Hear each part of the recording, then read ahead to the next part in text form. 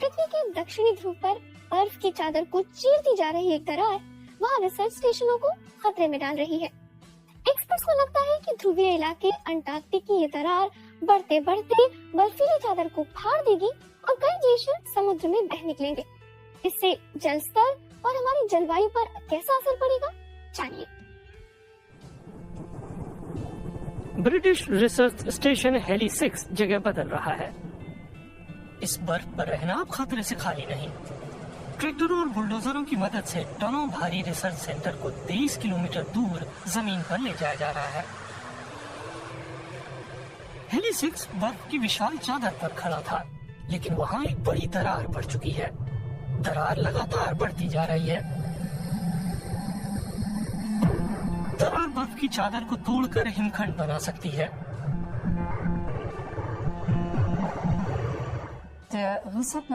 इस दरार के नतीजे निश्चित तौर पर स्टेशन पर दिखेंगे। स्टेशन जिस जगह पर है, अगर बर्फ टूटी तो स्टेशन भी उसी के साथ बह जाएगा।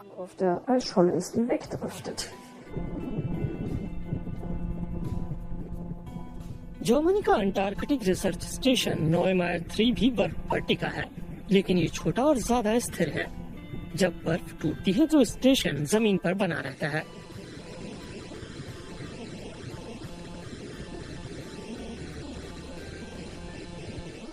दुर्गम महाद्वीप के भीतरी हिस्सों में भी बर्फ टूट रही है और लगातार तट की तरफ बह रही है।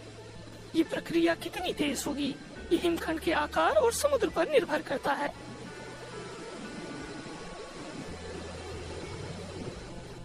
जब इतनी बर्फ टूटती है तो अस्थिरता आएगी ही, फिर संतुलन बिगड़ने लगता है और इसका मतलब है कि पिछले इलाकों वाली बर्फ मुक्त होकर समुद्र में बहेगी। समुद्र के जलस्तर के लिए बर्फ की चादर टूटी तो कोई समस्या नहीं है, हिमखंड बहने लगता है। जब ये टूटता है तो भी जलस्तर ऊपर नहीं जाता, लेकिन जो कुछ भी पीछे से आ रहा है वो जलस्तर को बढ़ाता है। पास की बहुत सारी आइस शीट्स बड़े पैमाने पर तबाह हो चुकी हैं। वैज्ञानिकों को 2002 में सामने आए संकट के लौटने की आशंका है। तब कुछ ही हफ्तों के भीतर बर्फीले इलाके लार्सन बी का 2/3 हिस्सा छोटे छोटे हिमखंडों में बट गया था। कुल मिलाकर 2600 वर्ग किलोमीटर जितना इलाका समंदर में घुल गया था। अंटार्कटिक में जहाँ ये बर्फ की चादर है, वहाँ जलवायु परिवर्तन खासा असर डाल रहा है। ठंडे इलाकों की बर्फ भी पानी पानी हो रही है।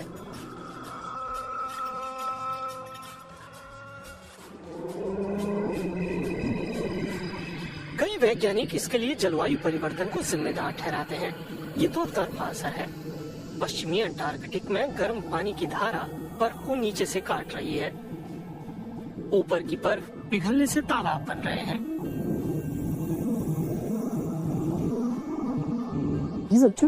ये तालाब सर्दियों में वापस जम जाते हैं, लेकिन इस बर्फ की स्थिरता ग्लेशियर की बर्फ से अलग होती है।